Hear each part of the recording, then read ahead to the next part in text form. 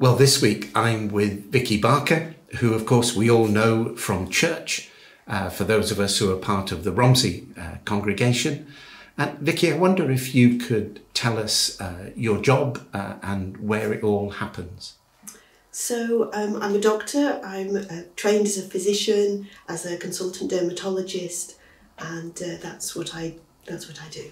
And where would you do that? So I'm based at Salisbury Hospital. Yeah. Excellent.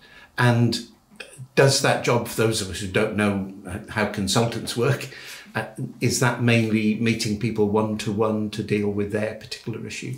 Yes, so I see people one-to-one, mainly as an outpatient, but we do see some people on the wards if need be.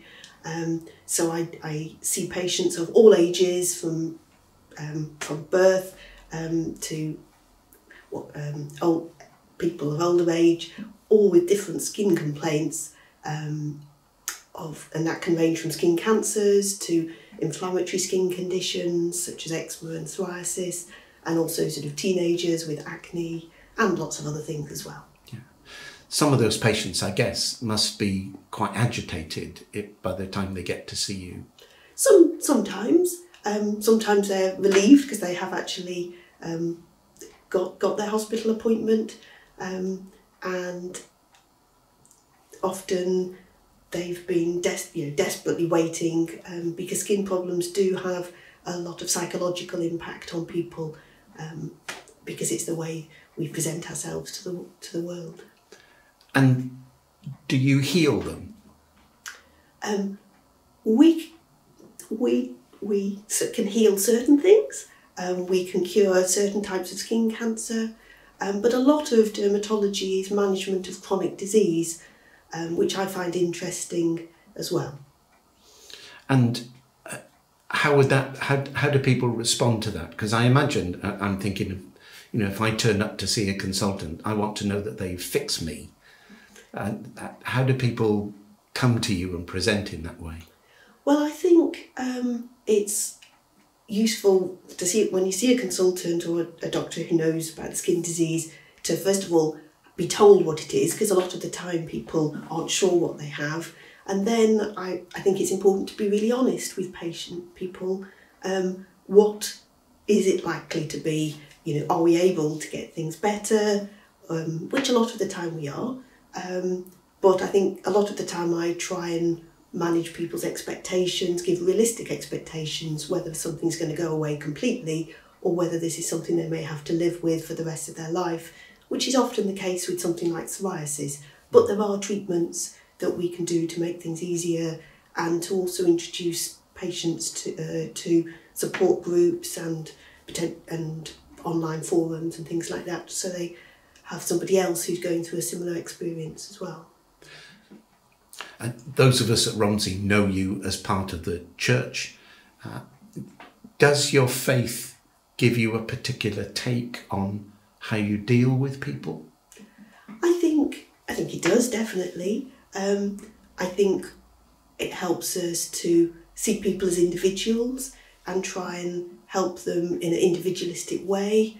I like dermatology because you have also got that psychological aspect. It's not only dealing with their skin condition, it's helping people come to terms with it, or work out how they can self-manage and look after themselves. The theme of these services is faith on the front line, and we began by saying that everybody has a front line. What's your front line? I think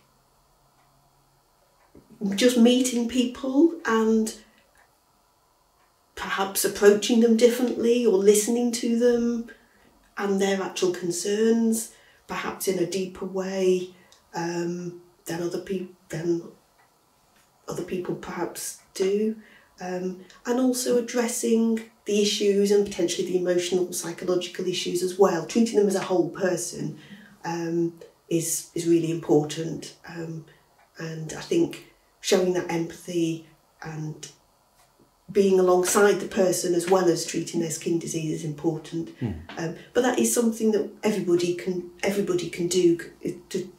helping other people who are suffering in whatever way or struggling with life in a way can be alongside somebody is everybody's frontline in helping people towards a way of healing or coming to terms with their situation. Those of us who are outside hospitals have obviously been looking at the news and understanding some of the stresses that folk are in, both in terms of ambulances and COVID and flu and everything this winter. What would be some of the things that we could pray for you in your particular role, but also for your colleagues in the wider hospital? I think